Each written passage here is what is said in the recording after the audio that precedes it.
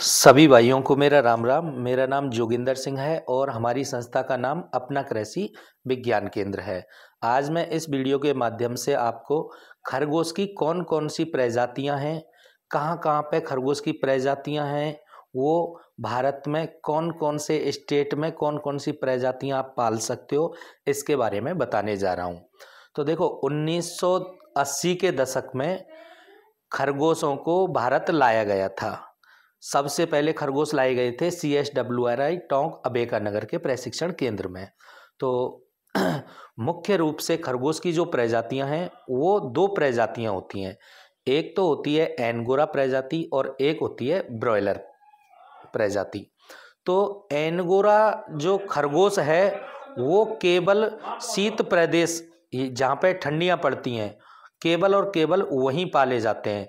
जहाँ पे बर्फ़ पड़ती है, ठंडियाँ पड़ती हैं, पहाड़ी इलाके हैं, वहाँ पे आप एंगोरा जो ब्रीड है इसको आप आसानी से पाल सकते हो। एंगोरा जो ब्रीड है वो केवल फर के लिए पाली जाती है, यानी कि इनके बालों के लिए पाली जाती है। अब ऐसा नहीं है कि एंगोरा ब्रीड जो है वो और कहीं आप नहीं पाल सकते हो, पाल सकते हो, लेकिन सुइटेबल नहीं है उनके लिए। जो मौसम होना चाहिए वो ठंडी वाला मौसम होना चाहिए, क्योंकि जब ठंडी पड़ेगी तो उनके बाल ऑटोमेटिकली करके बढ़ते हैं। अगर आप थोड़ा उनको गर्म एरिया में लेके आओगे तो उनके जो बाल हैं, जिस चीज़ के लिए वो पाले जाते हैं, वो उनसे उत्पादन ही नहीं होगा, बाल जो है उनके बढ़ेंगे ही नहीं, तो फिर कोई मतलब नहीं है पालने का। तो जहाँ पे ठंडियाँ पड़ती हैं वहाँ पे आप एंगोरा ब्रीड पाल सकते हो। अब दूसरा जो है ब्रॉयलर।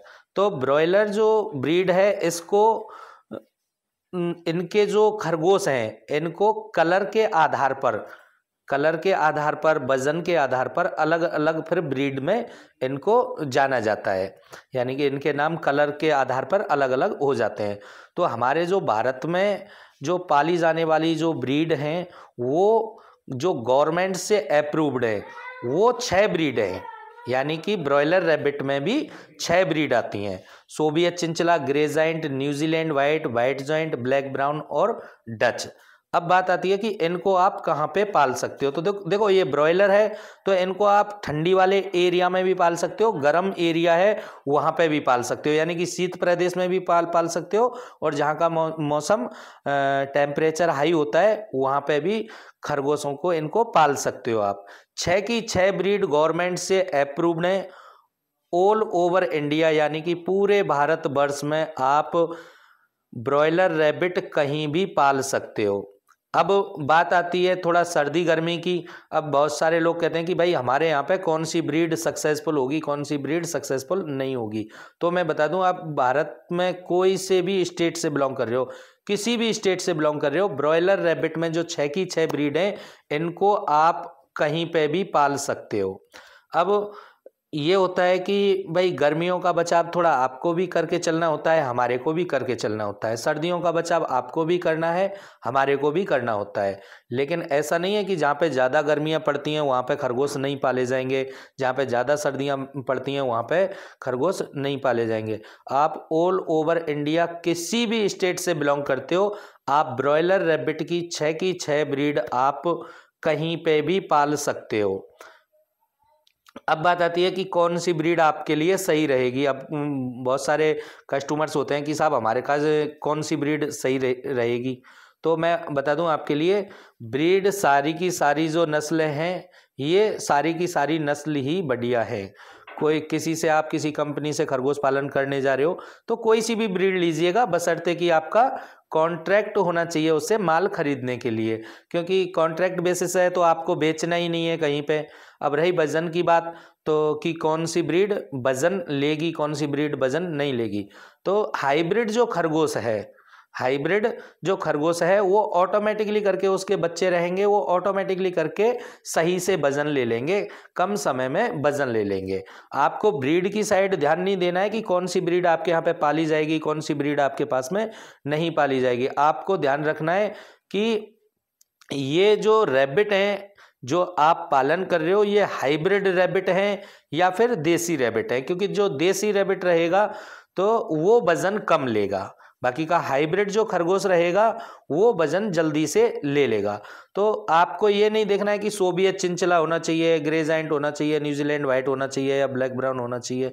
आप कोई सी भी 6 की 6 ब्रीड आप ले सकते हो, कोई दिक्कत नहीं है।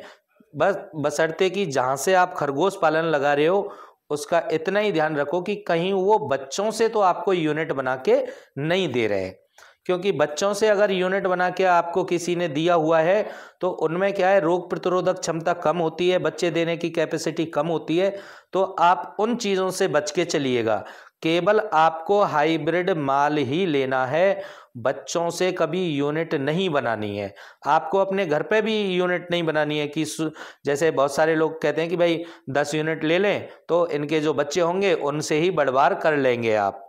तो वो जो बच्चे हैं उनसे आप कभी भी बढ़वार मत कीजिएगा, उनका कभी यूनिट के लिए रैबिट को उपयोग में मत लीजिएगा, क्योंकि इनका ऐसे ही सिस्टम होता है कि जैसे मान के चलो आप एक हाइब्रिड बाजरा लेके आए या फिर सरसों का बीज लेके आए, हाइब्रिड लेके आए, अब वो उसको हमने खेती में डाल दिया।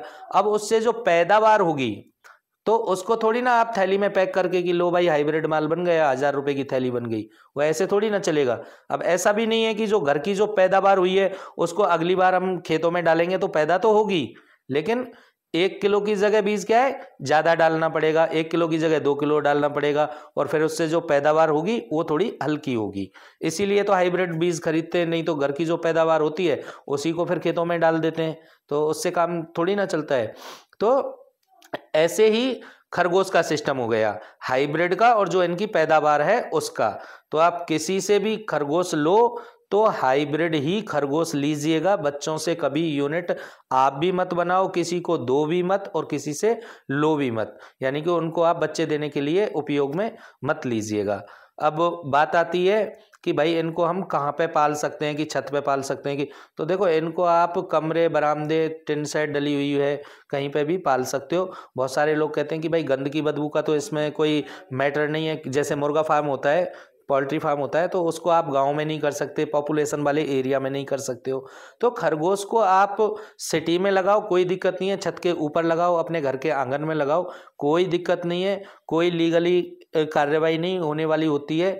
और लीगली कार्रवाई इसलिए नहीं होती क्योंकि खरगोश से ना तो शोर शराबा होता है और ना ही गंदगी बदबू आती है, तो किसी को पता ही नहीं चलता कि यहाँ पे आपने पालन किया हुआ है या नहीं किया हुआ है, तो उन लोगों को डिस्टर्ब ही नहीं होता।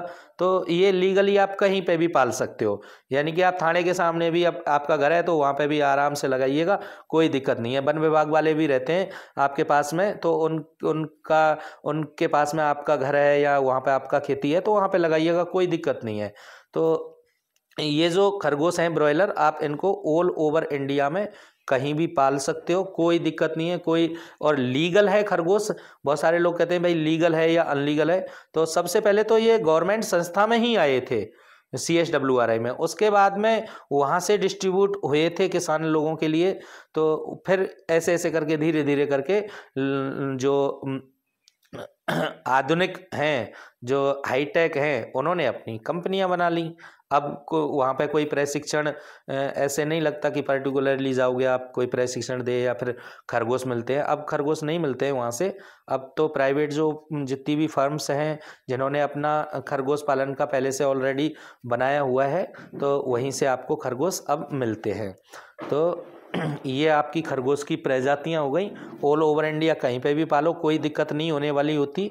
थोड़ा सा सर्दियां पड़ती हैं तो सर्दियों का इंतज़ाम आपको भी करना होता है, सभी लोगों को करना होता है। गर्मियों में गर्मियों का भी इंतज़ाम करके चलना होता है। बारिश के टाइम में बारिश का भी पानी इनके ऊपर नहीं आना चाहिए। बाकी का ज़्यादा ताम झाम करने की आवश्यकता नहीं होती खरगोश पालन के लिए, और 2 रुपये का घाटे का सिस्टम नहीं होता। तो खरगोश पालन आप आंख मीच के किसी भी एरिया में कि कहीं से भी हैं, आप बड़ी आसानी से कर सकते हो।